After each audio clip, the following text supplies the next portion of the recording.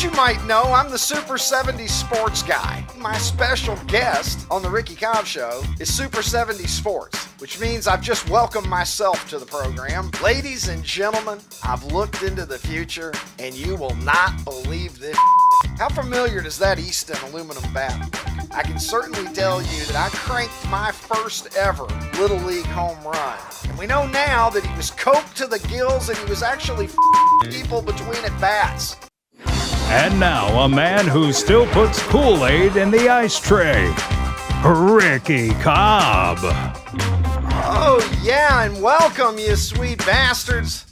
It's a Thursday morning in Chicago. I'm Ricky Cobb, and this is the Ricky Cobb Show. And get some water, We're having orange juice today, baby. Straight from the can, just like it's 1978. Welcome to the program. As you might know, I'm the Super 70s sports guy. Maybe you didn't know that. You probably know that if you're watching this. But if you don't, I've been over on X at Super 70s Sports. Well, I'm so old I can remember when they called it Twitter. That's how long I've been around. If you've ever seen that logo around, you might know that's me. And I tweet funny. At least I do on a good day. And today, my special guest on the Ricky Cobb Show is Super 70s Sports, which means I've just welcomed myself to the program. But after 10 years of doing this, 10 plus years of doing this on X, I feel like I'm welcoming all of us to the program, my old friends and my new friends, because the community that I built on X with Super 70s Sports is the reason that I'm here hosting this show, quite frankly.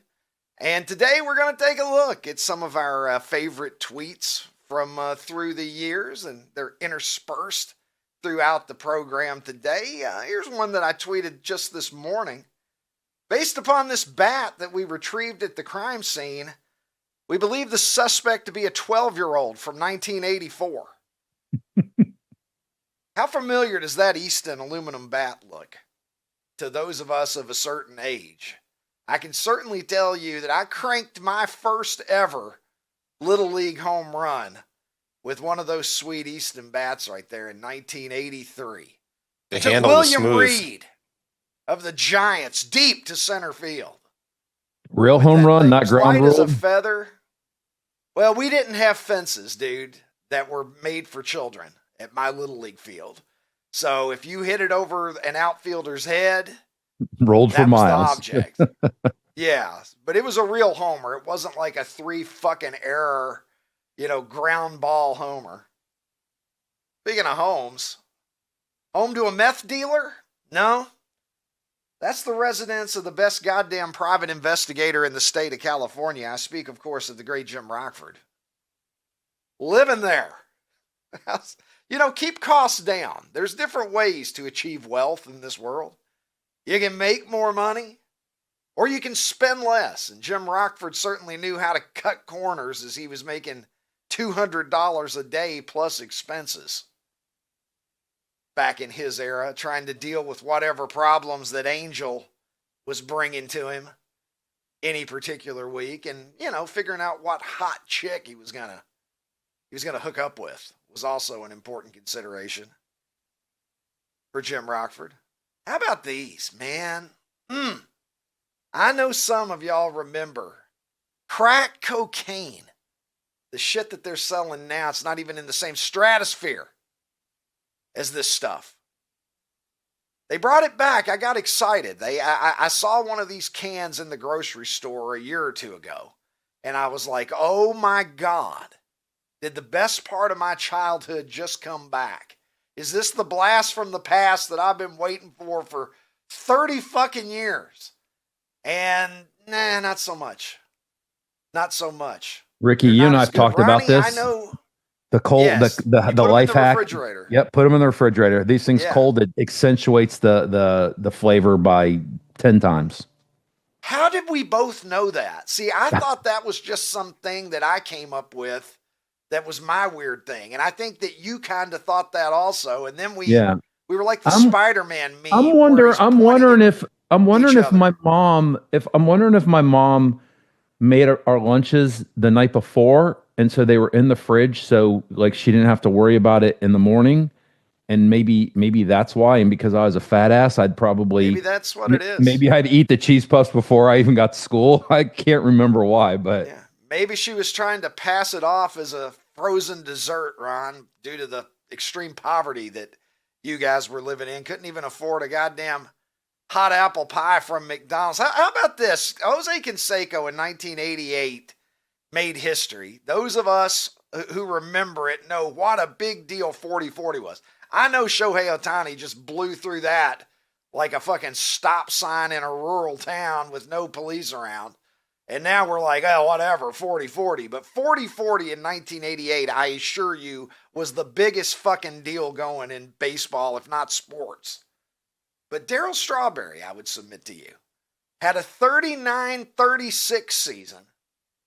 And we know now that he was coked to the gills and he was actually fucking people between at bats. Who do you think had a better season? I'm going to say Advantage Straw on that one. That is my favorite revelation from all of the insane things about the 1980s New York Mets. And I've read Jeff Pearlman's book, The Bad Guys Won, which I would highly recommend to anybody who has an affection for that era or those Mets teams. And there's a lot of fucked up stuff in that book. And I've heard a lot of fucked up stories about the 80s Mets. But number one favorite on the board is that Darryl Strawberry allegedly was having sex with people during games while the Mets were back. Oh, I made the last out of the second inning. Well, the third inning's all right for sex, I guess. Who does that? Darryl Strawberry does that, and that's why he's one of the greatest. Now, I've seen the future, my friends, and it's artificial intelligence. Or if you were Howard Cosell circa 1977 and you saw the future, you probably spit out your frozen concentrated orange juice that you had made that morning. Ladies and gentlemen, I've looked into the future and you will not believe this shit. There it is. That is the tweet that did more to advance Super 70 Sports than any other tweet. I tweeted that on my birthday in 2017. Going on 8 years now. Every day I get up and try to top it. I can't fucking do it.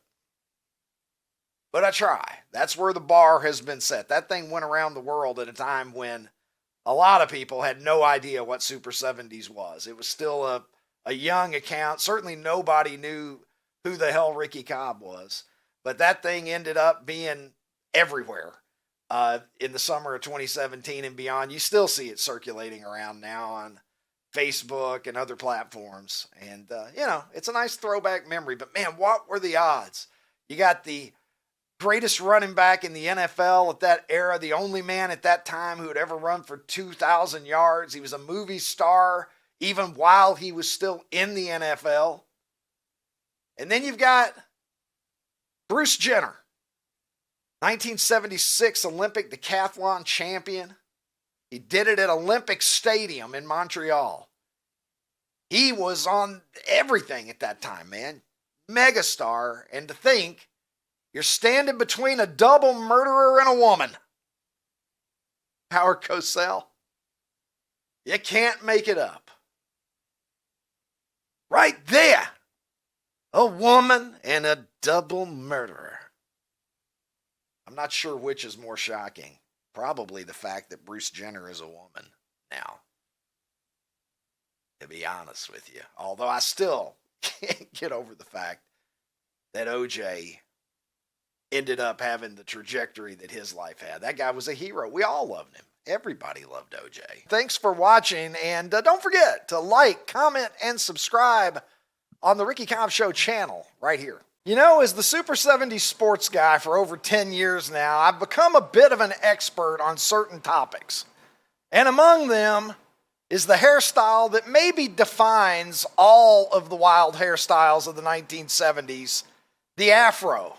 I have seen some of the most spectacular Afros that have ever been grown, my friends, but I'm not sure that I've ever seen one quite like this. Meet Jessica Martinez, who was recently named by Guinness as having the greatest afro in history.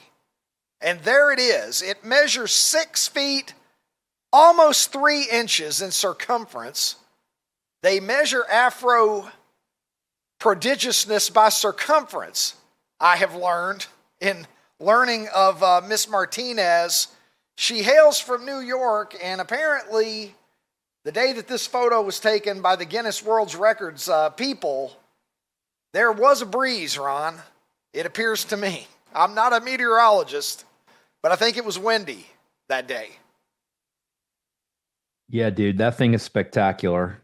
Like, it is. I mean, and the thing that I like about it is look at her face. She's so happy. Like, I feel like this is her crowning achievement, and she is just eating this up. I love it. Ironically, there's no crown that can fit her, Ron. That is true. You can't get a crown on top of that glorious afro that she has grown. I wonder how long it took her to grow that. Do we know how long she's been working on this masterpiece? I think it's about 10 years. Well, there you go.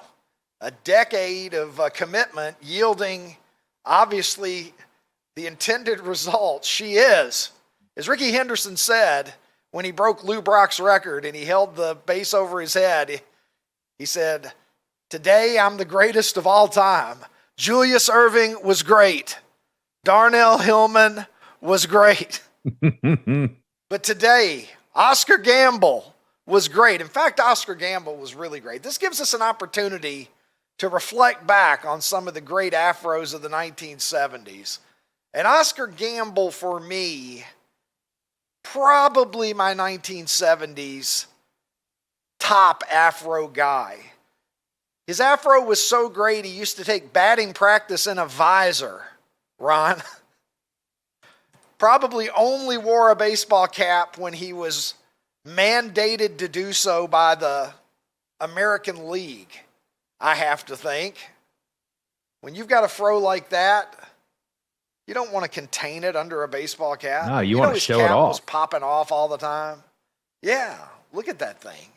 It's glorious. So I'm going to say Oscar Gamble, greatest afro of the 70s, with respect to Julius Erving and Dr. Dunk, Darnell Hillman, the two guys that I also think of. Mm-hmm. But here's one for you, Ron. In the honorable mention category, we have the greatest white guy afro of the 1970s, and that title belongs to the Diesel, John Riggins, friend of the program. If you're talking about the greatest white guy afros, I'm coming at you with John Riggins all day long. You know, he also wore his hair in a mohawk when he was with the Jets. I do remember that as well. So Riggo was, he was exploring various hairstyles in that era. And look, I don't want to speak too soon here in saying that was the greatest white guy afro of all time. But here's another guy who would have an argument if we're talking about the greatest wafro. And that would be, of course, number 99 in your scorebook, the great Fletch of the Los Angeles Lakers.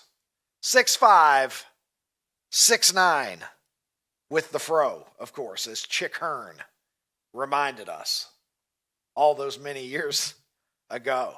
I wonder how tall Jessica Martinez is with the afro. We know that it's 6 feet, almost 3 inches circumference, but I wonder, is that like a foot? You said yeah, they said it's a foot. So I'm guessing average size woman is somewhere between 5'4" and 5'7".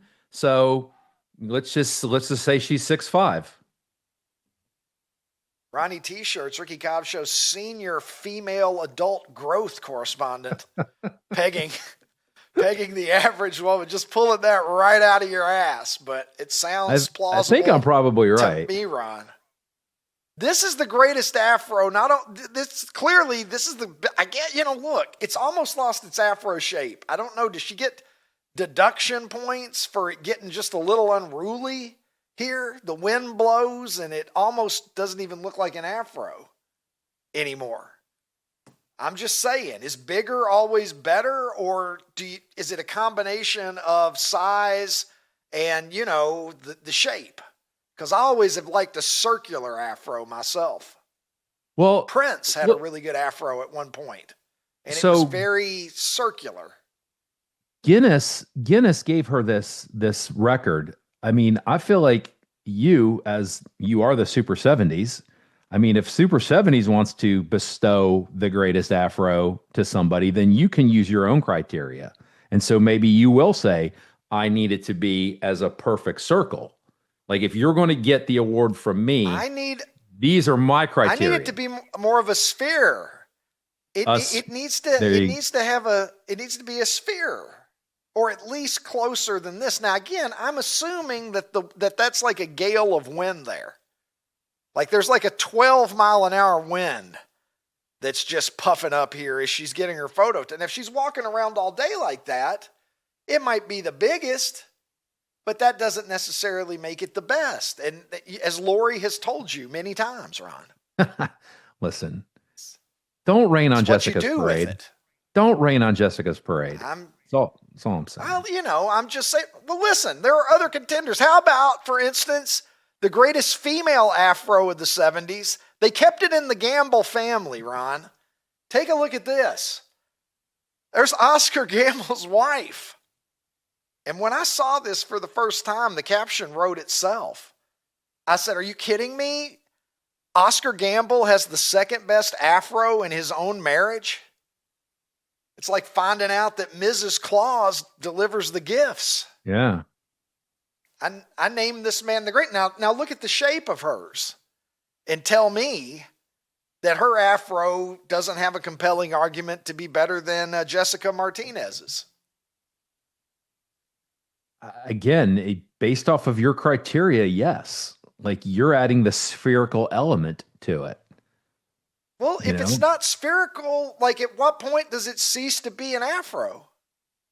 It's just long hair. These are questions that people have been asking for a long time, Ricky. I don't think we're going to come to an answer today. I mean, this is just going to be the question people ask about afros forever. Like, what constitutes an afro?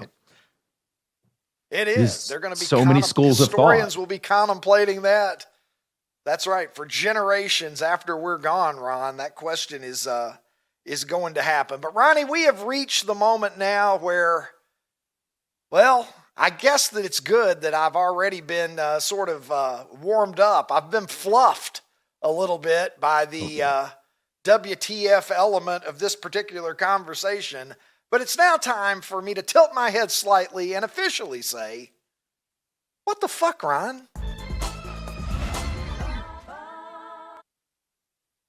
Well, one of our favorite topics, Ricky, AI. So there is a AI-powered talking teddy bear that was put out by a Singaporean. Is that how you say it? If something's from Singapore, are they Singaporean? I don't know, Ron. Oddly enough. A company from Singapore, Ricky, called Folo Toy.